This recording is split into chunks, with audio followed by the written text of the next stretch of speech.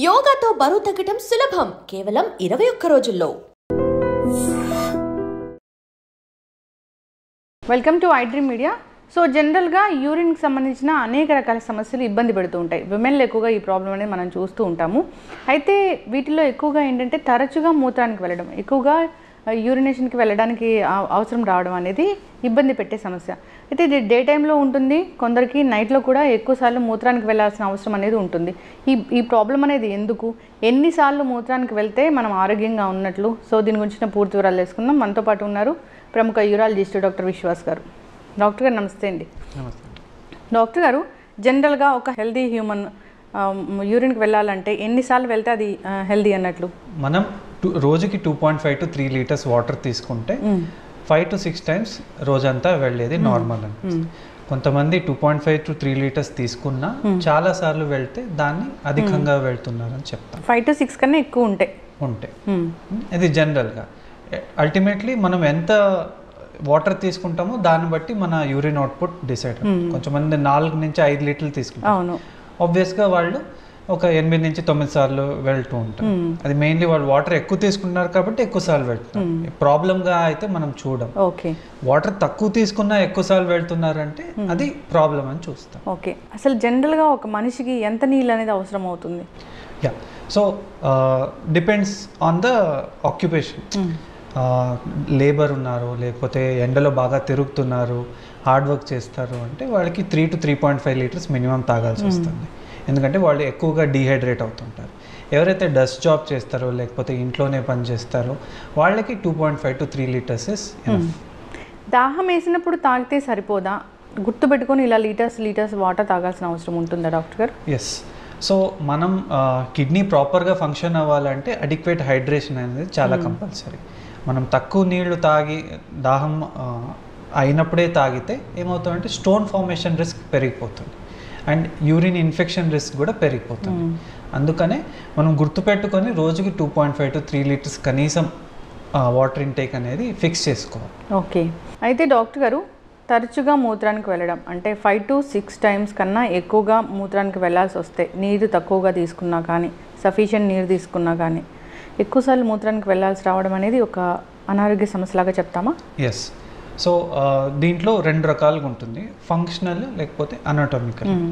So కొంతమందికి urine దారిలో ఏమైనా ఇబ్బంది ఉంది లేదా బ్లాడర్లో ఏమైనా ఇబ్బంది ఉంటే కన్నా తరచుగా మూత్రానికి వెళ్తారు.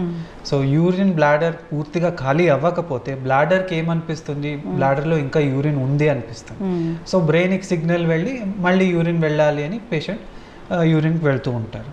ఇంకోటి దారి సన్నగా ఉండడం వల్ల, పూర్తిగా ఖాళీ అవ్వకపోవడం వల్ల కూడా చాలామంది యూరిన్ పెడతారు. అండ్ మూడవది ఏంటంటే ఓవర్ యాక్టివ్ బ్లాడర్. ఇది యూజువల్గా వింటర్ సీజన్లో కానీ కొంచెం రెయినీ సీజన్లో కానీ చాలామందికి ఉంటుంది. దాంట్లో ఏంటంటే బ్లాడర్ కొంచెం సెన్సిటివ్గా ఉంటుంది. సో తరచుగా కాంట్రాక్ట్ అవ్వడము, తరచుగా యూరిన్ పోయాలి అనే సిగ్నల్ రావడం వల్ల ఏ దారిలో ఏ ఇబ్బంది లేకున్నా కానీ పేషెంట్ తరచుగా యూరిన్కి వెళ్తుంటారు. దీనికి కొన్ని ఇవి ఉంటాయి, టాబ్లెట్స్ ఉంటాయి. దాని హెల్ప్తో బ్లాడర్ సెన్సిటైజేషన్ ఇది చేసుకొని ఇది ఈజీగా ట్రీట్ చేసుకోవచ్చు. అండ్ అదే స్కానింగ్ లేదా యూరోఫ్లోమెట్రీ అనే ఒక టెస్ట్తో మనం డిసైడ్ చేస్తాం పేషెంట్కి యూరిన్ దారిలో ఏమైనా ఇబ్బంది ఉందా లేకపోతే బ్లాడర్ పూర్తిగా ఖాళీ అవుతుందా లేదా అని చూసుకొని మనం ట్రీట్మెంట్ ఇస్తాం.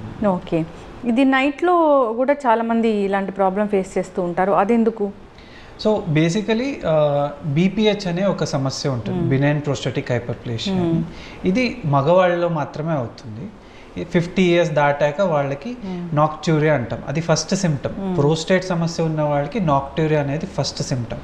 అంటే night time more than once లేచి వెళ్ళాల్సి రావటం. సో అటువంటప్పుడు మనం ప్రోస్టేట్కి తగిన టెస్టులు చేసి దాన్ని ట్రీట్మెంట్ చేస్తే అది సెట్ అయిపోతుంది. మిగతాది యంగ్ పాపులేషన్లో, మేల్స్లో కానీ ఫీమేల్స్లో కానీ. మేల్స్లో అయితే చాలా రేర్గా చూస్తుంటాం. ఓవర్ యాక్టివ్ బ్లాడర్ ఉంటే అవుతుంది, లేదా యూరిన్ దారిలో ఏమైనా సమస్య ఉంటే వస్తుంది. యంగ్ ఉమెన్లో రికరెంట్ ఇన్ఫెక్షన్స్ అనేది చాలా కామన్. ఎంత కామన్ అంటే ఒక మహిళలో జీవితాంతంలో అట్లీస్ట్ వన్స్ యూరిన్ ఇన్ఫెక్షన్ రావడం 50% రిస్క్ ఉంటుంది. సో బయట ఒక 1000 మంది ఉన్నారనుకోండి, దాంట్లో 500 మందికి ఎప్పుడో ఒకసారి ఒక ఇన్ఫెక్షన్ వచ్చే ఉంటుంది. సో ఆ ఇన్ఫెక్షన్ రావడం వల్ల నాక్ట్యూరియా రావచ్చు, లేదా డే టైమ్ ఫ్రీక్వెన్సీ రావచ్చు.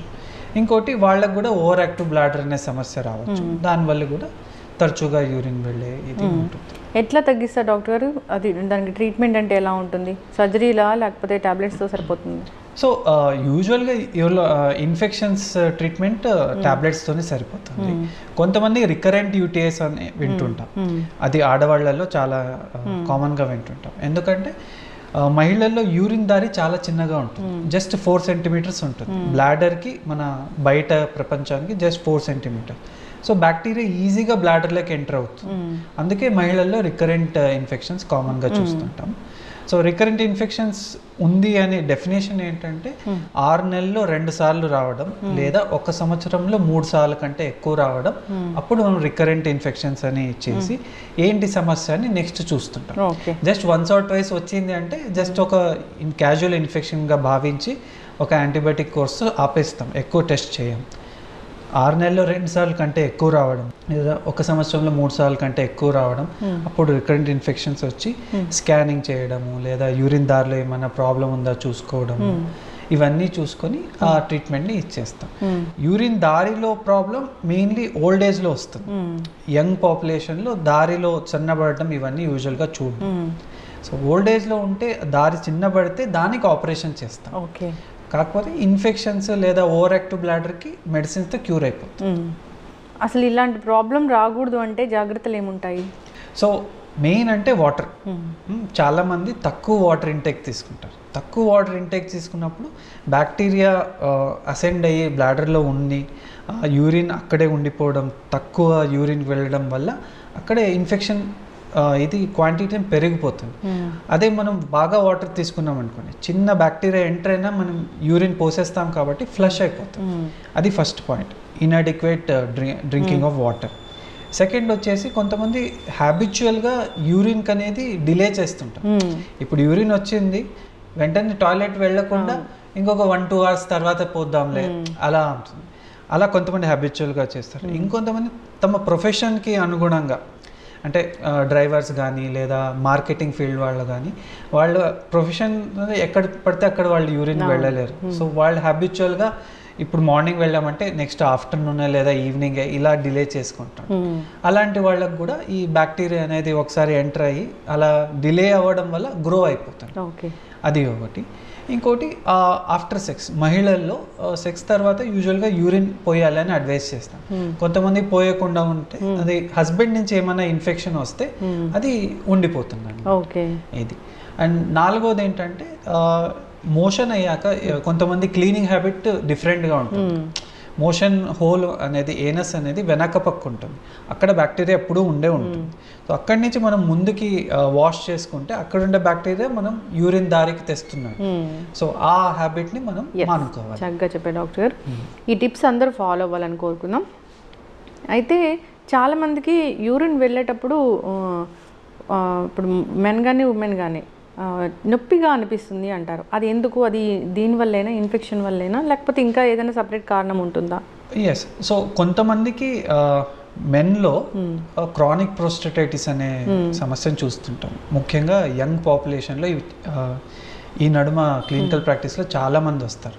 సో ఈ క్రానిక్ ప్రోస్టటైటిస్ అంటే మోర్ దెన్ 3 months ఇన్ఫెక్షన్ అక్కడ ఉండిపోవడం. సో దీన్ని ట్రీట్ చేయడం కష్టం, ఎందుకంటే అక్యూట్ ఇన్ఫెక్షన్స్కి ట్యాబ్లెట్ ఇచ్చేస్తే క్లియర్ అయిపోతుంది. క్రానిక్ అంటే అక్కడ బ్యాక్టీరియా ఉండిపోతుంది. సో ప్రోస్టేట్లో రక్త సరఫరా కూడా చాలా తక్కువ ఉంటుంది. సో మనం ఇచ్చిన యాంటీబయాటిక్ కూడా చాలా తక్కువగా వెళ్తుంది కాబట్టి ఈజీగా ట్రీట్ చేయడం కష్టం. సో దానివల్ల మంట లేకున్నా కానీ కాన్స్టెంట్గా పెయిన్ ఉండడం చూస్తుంటాం. కానీ మహిళల్లో ఇది చాలా తక్కువగా చూస్తుంటాము. వాళ్ళలో కూడా ఒక రేర్ ఎంటిటీ ఉంటుంది, బ్లాడర్ పెయిన్ ఇంటర్స్టిషియల్ సిస్టైటిస్ అని వింటుంటాం. అది కొంచెం 30s 40s దాటాక వస్తుంది. ఇది కూడా మంట లేకుండా, ఇన్ఫెక్షన్ లేకుండా పెయిన్ ఉండే అవకాశాలు ఉంటాయి. ఓకే డాక్టర్ గారు, యూరినరీ బ్లాడర్ అనేది హెల్తీగా ఉందా లేదా తెలుసుకోవాలంటే టెస్ట్లకు వెళ్ళాల్సిందేనా? సో యూరినరీ బ్లాడర్ హెల్తీగా ఉంది అంటే జస్ట్ ఒక యూరిన్ టెస్ట్ చేస్తాం. యూరిన్ టెస్ట్లో అన్నీ చాలా పారామీటర్స్ ఉంటాయి. గ్లూకోజ్ ఉంటుంది, బైల్ ఉంటుంది, బ్యాక్టీరియా ఉంటుంది. సో మీకు షుగర్ ఉందా లేదా మనం యూరిన్ టెస్ట్లో తేల్చుకోవచ్చు. లివర్ బాగా పనిచేస్తుందా లేదా యూరిన్ టెస్ట్లో చేసుకోవచ్చు, ఇన్ఫెక్షన్ ఉందా లేదా యూరిన్ టెస్ట్లో చేసుకోవచ్చు. సో ఒక చిన్న యూరిన్ ఎగ్జామినేషన్తో చాలా విషయాలు, బాడీ కరెక్ట్గా ఉందా లేదా తెలుసుకోవచ్చు, మరి బ్లాడర్ హెల్తీగా ఉందా లేదా తెలుసుకోవచ్చు. మరి ఒక చిన్న అల్ట్రాసౌండ్ స్కానింగ్లో కూడా మనకి బ్లాడర్ హెల్త్ అనేది చక్కగా తెలిసిపోతుంది. ఓకే, ఇప్పుడు హోమ్ రెమెడీస్ కూడా పాటిస్తూ ఉంటారు చాలామంది యూరిన్ ఇన్ఫెక్షన్ వచ్చినప్పుడు, పనిచేస్తాయా డాక్టర్ గారు? సో హోమ్ రెమెడీస్లో క్రాన్బెర్రీ జ్యూస్ అనేది కొన్ని స్టడీస్లో పనిచేస్తుందని మనం చూస్తాము. సో మనం మెయిన్గా వాటర్ ఇంటేక్ సరిగ్గా చేసుకుంటే మనకి వేరే ఏ రెమెడీ అవసరం లేదు. అవును, that is the main important. ఎక్కువగా తీసుకోకూడదు, అట్లానే తక్కువగా తీసుకోకూడదు. కరెక్ట్. ఇప్పుడు బయట వెళ్ళినప్పుడు చాలామంది టాయిలెట్స్ బాగాలేవని యూరిన్కి వెళ్లకుండా ఉంటారు, ఇన్ఫెక్షన్స్ వస్తాయని. నిజంగానే బయట టాయిలెట్స్ వల్ల కూడా యూరిన్ ఇన్ఫెక్షన్స్ వస్తాయా? వచ్చే అవకాశాలు అయితే ఉంటాయి. సో మొన్న ఒక పేషెంట్ అన్నారు, సార్ మా ఆఫీస్లో టాయిలెట్స్ అయితే క్లీన్ ఉండవు, అందుకని నేను చాలా తక్కువ సార్లు వెళ్తాను. సో దానివల్ల 2 డ్రాబ్యాక్స్. ఒకటి, హ్యాబిచువల్గా తను యూరిన్ పోయకుండా హోల్డ్ చేసుకుంటాను, సో ఇన్ఫెక్షన్ వచ్చి ఇది అవుతుంది. ఇంకొకటి, టాయిలెట్స్ బాగా లేకపోతే they have to do some other thing. So you have to find toilets అనేవి సరిగా లేకపోతే ఇన్ఫెక్షన్ అనేది ఖచ్చితంగా వస్తుంది. హైజీన్ కరెక్ట్గా లేకపోతే బ్యాక్టీరియా డెఫినెట్గా మన థైస్ కానీ యూరిన్ దారి దగ్గర వచ్చే అవకాశం ఉంటుంది. సో ఐదర్ హైజీన్ ఉండే టాయిలెట్ చూస్ చేసుకోవాలి, లేదా ఫ్రీక్వెంట్గా వాటర్ తీసుకొని యూరిన్ చేస్తూ ఉండాలి. అయితే ఇప్పుడు తరచుగా యూరిన్ ఇన్ఫెక్షన్స్ వస్తున్నాయంటే అది కిడ్నీ మీద కూడా ప్రభావం చూపిస్తుందా? కరెక్ట్. సో దీన్ని అసెండింగ్ ఇన్ఫెక్షన్స్ అంటాం, అంటే కింద నుంచి పైకి వెళ్తుంది. ఫస్ట్ యూరిన్ దారిలో నుంచి బ్లాడర్లోకి వెళ్ళి బ్లాడర్ అంతా కొలనైజ్ అయ్యాక నెక్స్ట్ కిడ్నీ వైపే అవి పైకి వెళ్తాయి. సో అప్పుడు మనకి సిస్టమిక్ ఇది సిమ్టమ్స్ వస్తాయి, అంటే ఫీవర్ రావడము లేదా పెయిన్ రావడము అవన్నీ ఉంటాయి. అప్పుడు ఇది ఏదైతే ఓపీడీ బేసిస్లో మనం ట్రీట్ చేస్తామో యూరిన్ ఇన్ఫెక్షన్స్, కిడ్నీ వచ్చినప్పుడు హాస్పిటలైజేషన్ అవ్వాల్సి వస్తుంది, ఎందుకంటే అది కొంచెం సీరియస్ ఇన్ఫెక్షన్స్. అంటే అది కిడ్నీని ఎంత డ్యామేజ్ చేసింది అనేది తెలుసుకోవచ్చా డాక్టర్ గారు? సో ఒక్కసారి ఇన్ఫెక్షన్ వస్తే కిడ్నీగా మేజర్గా డ్యామేజ్ అయితే అవ్వదు, కానీ రికరెంట్గా మళ్ళీ ఇన్ఫెక్షన్ వస్తుంటే కిడ్నీ ఖచ్చితంగా డ్యామేజ్ అవుతుంది. దాంట్లో మనం ఒక స్కాన్ చేస్తాం, డిఎంఎస్ఎస్ స్కాన్ అని. దాంట్లో కిడ్నీ ఎంతవరకు డ్యామేజ్ అయ్యింది, ఎంతవరకు హెల్తీ ఉంది అని మనం చూసుకోవచ్చు. ఓకే, అది రికరెంట్ ఇన్ఫెక్షన్స్ అయ్యే వాళ్ళకి మాత్రమే మనం అడ్వైస్ చేస్తాం. పిల్లల్లో యూరిన్ ఇన్ఫెక్షన్స్ వస్తే కూడా ఈ కిడ్నీ స్కాన్ వరకు వెళ్ళాల్సిందే? Yes, correct. సో పిల్లల్లో కూడా ఇది కామన్గా డిఎంఎస్ఏ స్కాన్ అని చేయిస్తాం. దాంట్లో మనకి కిడ్నీ ఎంత డ్యామేజ్ అయిందో తెలుస్తుంది, అండ్ కిడ్నీ ఫంక్షన్ ఎంత ఉందని కూడా తెలుస్తుంది. చిన్న పిల్లల్లో వెసైకోరెట్రిక్ రిఫ్లెక్సిస్ అనే ఒక కండిషన్ చూస్తుంది, అంటే బ్లాడర్ నుంచి యూరిన్ రిఫ్లెక్స్ అవుతుంది. నార్మల్గా కిడ్నీకి యూరిన్ వెళ్ళకూడదు, వన్ వే రావాలి, వన్ వే ట్రాఫిక్ అంతే. కాకపోతే కొంతమందికి టైట్గా లేకపోవడం వల్ల బ్లాడర్ నుంచి యూరిన్ రిఫ్లెక్స్ అవుతుంది. సో బ్లాడర్లో ఇన్ఫెక్షన్ అయ్యి ఇన్ఫెక్షన్ తరచుగా కిడ్నీకి వెళ్తుంది, దానివల్ల కిడ్నీ డ్యామేజ్ చాలా కామన్గా చూస్తాం. Okay, yes. సో అయితే ఇప్పుడు చెప్పిన ఆ టెస్ట్లు ఏవైనా చేయించుకుంటే ఏదైనా రేడియేషన్ ఎఫెక్ట్ అలా ఉంటుందా డాక్టర్ గారు? నార్మల్గా సిటీ స్కాన్లో మనకి రేడియేషన్ ఎఫెక్ట్ చాలా ఎక్కువ ఉంటుంది. కాకపోతే ఈ న్యూక్లియర్ మెడిసిన్ స్కాన్స్, డిటిపిఏ అని వింటుంటాం, డిఎంఎస్ఏ అని ఉంటుంటాం. సో చాలా తక్కువ రేడియేషన్ ఉంటుంది. సో ఎక్స్రే కంటే ఎక్కువ ఉంటుంది, సిటీ స్కాన్ కంటే తక్కువ ఉంటుంది. సో మోడరేట్గా ఉంటుంది. ఎప్పుడో ఒకసారి ఆ స్కాన్ చేసుకోవడం వల్ల ఎక్కువ ప్రాబ్లం అయితే ఉంటుంది. చిన్నపిల్లల్లో మనం చేస్తున్నామంటే సేఫర్ అనే అర్థం. సో పెద్దవాళ్ళు ఈజీగా చేసుకోవచ్చు. డాక్టర్ గారు, యూరిన్ ఇన్ఫెక్షన్స్ కామన్గా వస్తాయి, వాటర్ తీసుకోకపోతే అలా డిస్కస్ చేస్తాం, అంతా బాగానే ఉంది. చాలామంది కొన్ని రకాల ఫుడ్స్ తిన్నప్పుడు, పచ్చడి అలాంటివి తిన్నప్పుడు, పిగిల్స్ తిన్నప్పుడు చెప్తారు ఏంటంటే వేడి చేసింది అని, వేడి చేయడం వల్ల యూరిన్ వెళ్ళే దారిలో అంతా మంట వస్తుంది అని. అది అంటే ఏమంటారు డాక్టర్ గారు మెడికల్ టర్మినాలజీలో దాన్ని? సో కొంతమందికి ఫస్ట్ ఆఫ్ ఆల్ కొన్ని ఫుడ్స్తో సెన్సిటివ్గా ఉంటారు. బ్లాడర్ కూడా ఒక ఆర్గన్ కాబట్టి కొన్ని ఫుడ్స్తో సెన్సిటివ్గా ఉంటుంది. కామన్ ఫుడ్స్ ఏంటంటే tea, coffee, spicy foods. So ఇలాంటి ఫుడ్స్ తీసుకున్నప్పుడు బ్లాడర్ సెన్సిటివిటీ ఎక్కువ అయ్యి కొంచెం తరచుగా వెళ్ళడము లేదా వేడిగా యూరిన్ వెళ్ళడము ఇలా అవుతుంది. అండ్ దానికి తోడు పేషెంట్ తక్కువ నీళ్ళు తాగుతున్నారంటే యూరిన్ ఎల్లోగా వెళ్ళడము, వేడిగా వెళ్ళడము చూస్తుంటాం. సో మనం ఏదైతే ఫుడ్స్ని ఐడెంటిఫై చేసుకుంటే లేదా వాటర్ బాగా తాగితే మనం ఈ వేడి చేసే ప్రాబ్లమ్ని మనం అరికట్టవచ్చు. ఓకే, చక్కటి ఇన్ఫర్మేషన్ డాక్టర్ గారు. ఇంకొకటి ఏంటంటే యూరిన్ వెళ్ళినప్పుడు చాలా బబుల్స్ వస్తుంటాయి, బుడగలు లాగా వస్తుంటాయి, నురుగు వస్తూ ఉంటుంది అంటారు. అది ఏమైనా సీరియస్ ప్రాబ్లమా?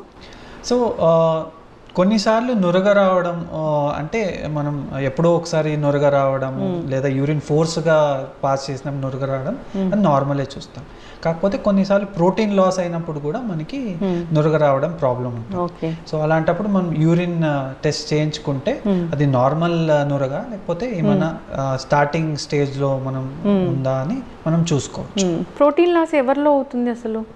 So protein loss kidney problem వల్ల అవుతుంది. కిడ్నీ నార్మల్గా ప్రోటీన్ ఫిల్టర్ చేస్తుంది. సో కిడ్నీలో ఏమైనా ప్రాబ్లం ఉంటే ఆ ఫిల్టర్ బదులు ప్రోటీన్ లాస్ అయిపోతుంది. సో అది మనం యూరిన్ టెస్ట్లో అర్లియస్ట్ స్టేజ్లో మనం చూసుకోవచ్చు. అంటే ఇప్పుడు ఆ నురగ వచ్చింది అనేది నార్మల్ దానికి అబ్నార్మల్ దానికి తేడా ఉంటుందా డాక్టర్ గారు? ఇంతసేపు వరకు ఉంటుంది నురగ, అట్లా ఏమైనా చెప్తారా? అంటే రోజు పేషెంట్కి నురగ వస్తుందంటే అది ఖచ్చితంగా అబ్నార్మల్. ఓకే, సో అలాంటప్పుడు మనం యూరిన్ టెస్ట్ చేసుకొని ప్రోటీన్ లాస్ ఏమైనా ఉందా చూసుకొని చేసుకోవాలి. యూరిన్ టెస్ట్కి ఇచ్చేటప్పుడు కూడా అంటే ల్యాబ్కి వెళ్ళి ఇస్తే సరైన టెస్ట్ వస్తుందా, లేకపోతే మనం ఇంటి దగ్గర ఉండి ఇచ్చిన సరైన టెస్టే వస్తుందా? Yes, good question.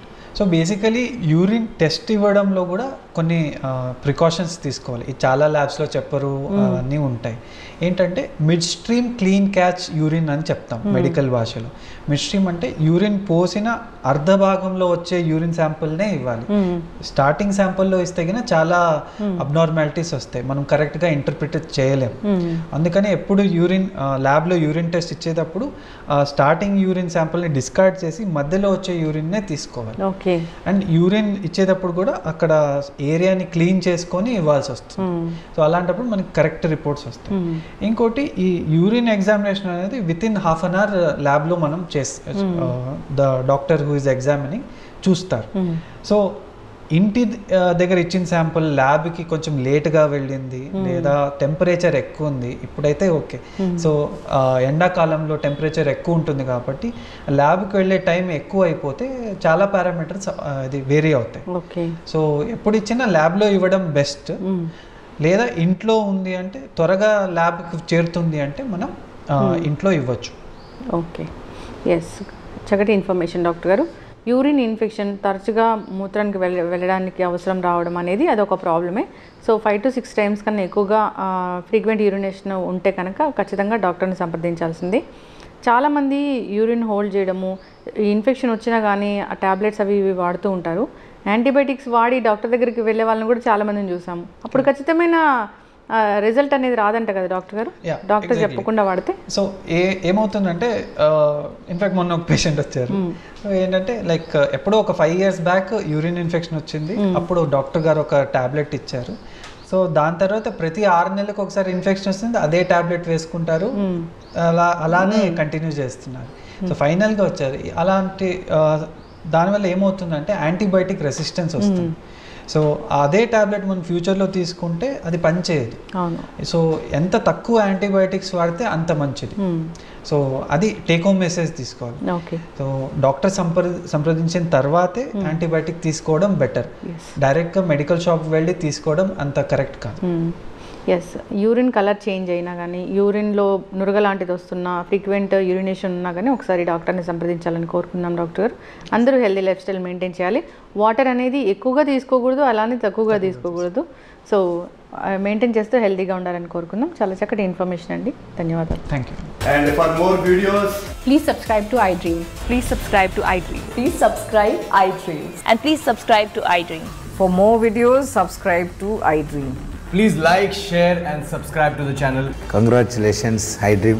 Subscribe to iDream. Subscribe to iDream. So subscribe to iDream Media. iDream ki iDream team andarki huge congratulations. Please subscribe iDream Media. Please subscribe to iDream. Subscribe iDream. Please subscribe to iDream. iDream అంటే నా కళల channel subscribe చేసుకున్న నోరు తిరుగుతలేదు, మీరైతే గంట గుర్తు కొట్టండి. For more such videos, please subscribe to iDream.